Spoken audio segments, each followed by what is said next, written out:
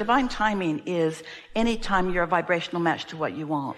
It's not only divine timing, it's not only perfect timing, it's perfect matching with wherever you are. So it's a little of this, a little of this, a little of this, a little of this, a little of this, a little of this, a little of this. And you know what? All of that adds up to a really good feeling life experience. It just keeps unfolding and unfolding and unfolding. Because a lot of people live this desert, this big gap of what they want and what they're allowing. And then something happens and they get distracted from the agony that they usually are oozing.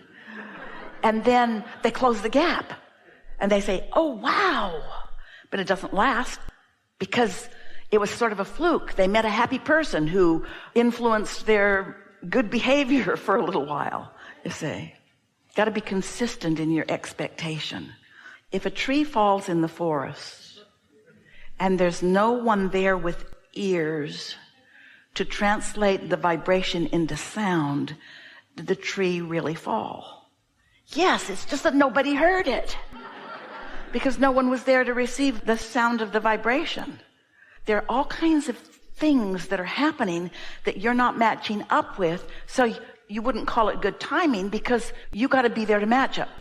It's that when you are moving in the direction of wanted, that's what satisfaction is. And clarity is closing that gap. You've asked for it, and now the reason that we're putting it to you like this is because doesn't clarity feel good? Doesn't clarity feel good? Not here yet, but doesn't clarity feel good? So there's vibration, and as that vibration happens more, then there is a translator of the vibration. I'll say it again, say it better. There is a receiving of the vibration. Oh, do you know that nothing is created until there is a perceiver that perceives the vibration? There's no creation until someone perceives the vibration. So you're looking around and saying, not there, not there, not there, not there, not there, because the vibration is over here. This is what you want to start perceiving. And how do you perceive what's in the vortex? Can't see it, can't hear it, can't smell it, can't taste it, can't touch it. So what do you do to perceive it? You feel it. It feels like love. It feels like clarity. It feels like fun. So you perceive it. You perceive it. You perceive it. You perceive it by focusing and feeling for it. And then what you want to call divine timing happens. It's just the natural evolution. It's what comes next. First there's vibration, then there's thought. The more you think a thought, the more you believe it. The more you believe it, the more you demonstrate it through manifestation. When you think a thought often enough, when you feel an emotion often enough, then there is a vibration that becomes expectation. So can you just imagine for a moment what the power of positive expectation is? When you really get hold of the understanding that you're good and that you're deserving and that you're supposed to get what you want and that life is supposed to feel good. And if it doesn't, there's some recalibrating that you want to do, rewiring that you want to do. Yeah? So there's a whole lot of conversation going on about what's missing in my life. Well, keep talking about that and it can't ever come in. It can't come in. What's missing in my mate, what's missing in the government, what's missing in life, what's missing on the planet. As long as that's what your belief and your expectation is, there can't be enough divine timing and enough divine looking and enough divine loving, because source energy doesn't have the power to tend to your vibration. You're the creator. You do that. You do that. There's free will for you. You have the free will to live a shitty life. And you had the free will to complain about it. And you had the free will to look around for better. And that free will produced true asking, that your inner being heard loud and clear, focused on every moment since it happened, adds every amendment to it that you add to it. Every relationship you had made this vortex relationship so much more magnificent, so much more satisfying to you, and your inner being focuses and focuses and focuses and focuses. It's real. It's real and it's there, but you can't focus on its absence and have any timing at all. You have to feel the presence of it. You have to begin to feel like the most loved being on the planet, the most deserving being on the planet. So how do you feel deserving when something that you want, you can't see? Because something that you want, you can feel. You can feel it. You can feel your way to it. So let's say that there are 3 or 4 subjects that are important to you, and one of them is temporarily missing. And a couple of other things are things that you really like to do. So you've done the work, and the cooperative components are being gathered, and now you're off the subject that you always go negative on, and you're on the subject of the things you like. The fun you like, the friends you like, the madness and mayhem that you enjoy. And as you deliberately focus there to make that happen, no, not to make that happen. In the moment that you try to make something happen, you're trying to be the stage manager and you're trying to whip things into shape. No, you're not trying to make it happen. You're letting it happen by focusing upon the things that are already happening. You find the things in your life that are already a match to fun and you focus on them. Then more things that are a match to fun come into your experience. You focus on the things that make you feel loved, that are already in your life, like the flight attendant that Esther doesn't even know his name. Esther will never forget him. When he came by and asked her what she wanted, she knew he really wanted her to have something that she wanted. He was not faking it. He so wanted her to feel good in that moment. So when you feel good about one thing, you feel good. The universe isn't saying, she feels good about a flight attendant she doesn't even know. But does she feel good about her lover? That's not how it works. She feels good. Whoop, divine timing. She feels good. Whoop, divine timing. That's how it works. Find any reason to feel good, and all the things that you want start showing up in your experience. But you didn't know that, did you? Because you thought you had to struggle and justify and convince something that doesn't exist, some arbitrator.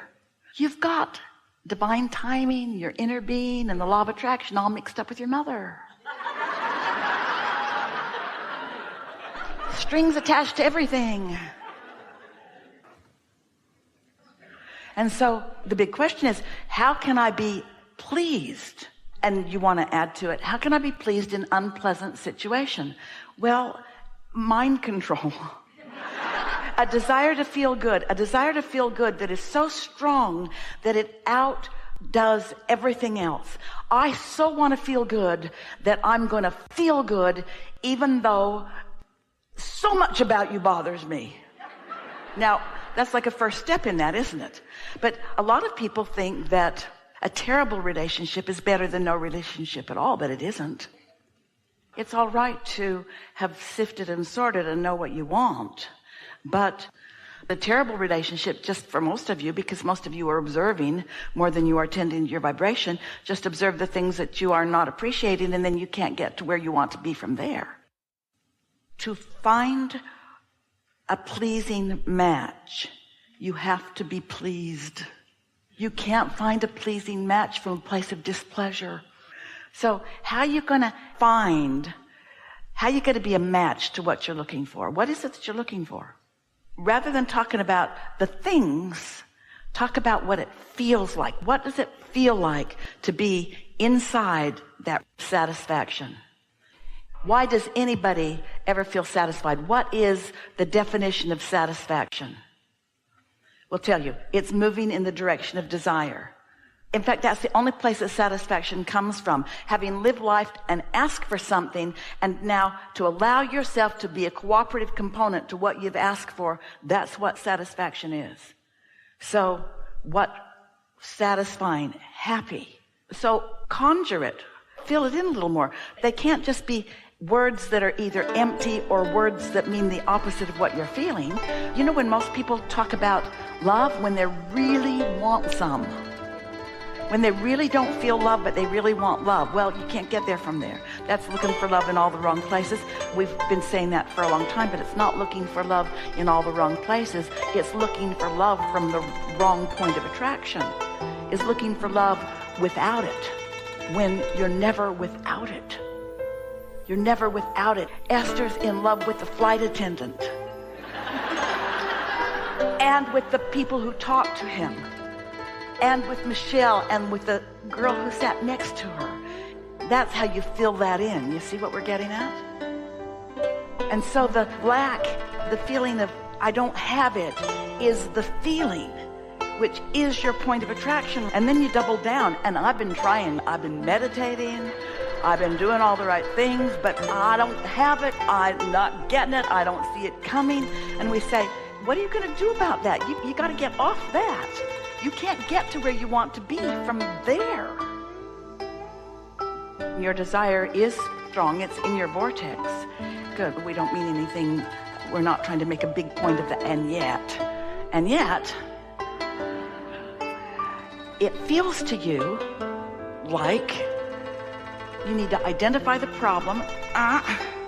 You need to explain it a little more fully, really explain it fully, because you have this desire. You know something's off, that you haven't yet gotten what you want. You know something's off with that. So you're trying to explain it so that somebody can tell you what you're doing wrong. And it isn't about doing something wrong. It's about not doing the only thing that lets it in. And what lets it in always feels good. So you know that any conversation you're having, any focus that you're giving that makes you feel lonely or disappointed or impatient is on the wrong track. So whenever that happens, don't do that. Change the subject somehow. Because most of you, we love you so much, but hear this and feel this. Most of you think that when you're feeling angst about something, that's when you're focused upon your desire. Because that's what focusing on your desire feels like to most of you.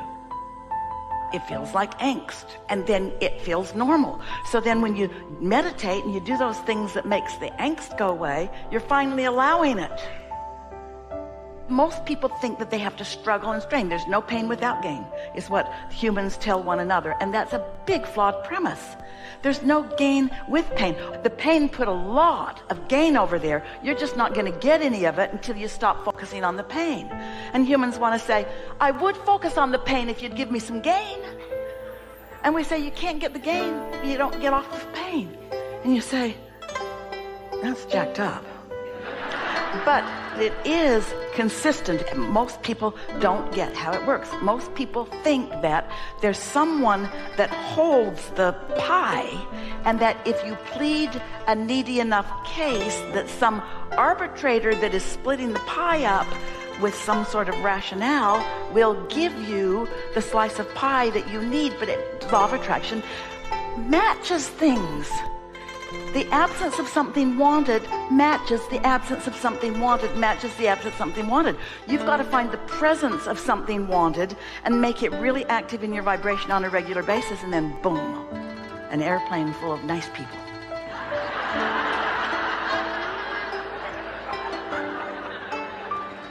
You know what it's like to be in a situation you don't like, and you automatically launch this rocket of desire, the upheaval of what you don't want, put what you do want in great clarity in the vortex. Isn't it understood? In other words, if someone is mean to you and you feel broken and you're crying, isn't it understood by any reasonable person what it is you want?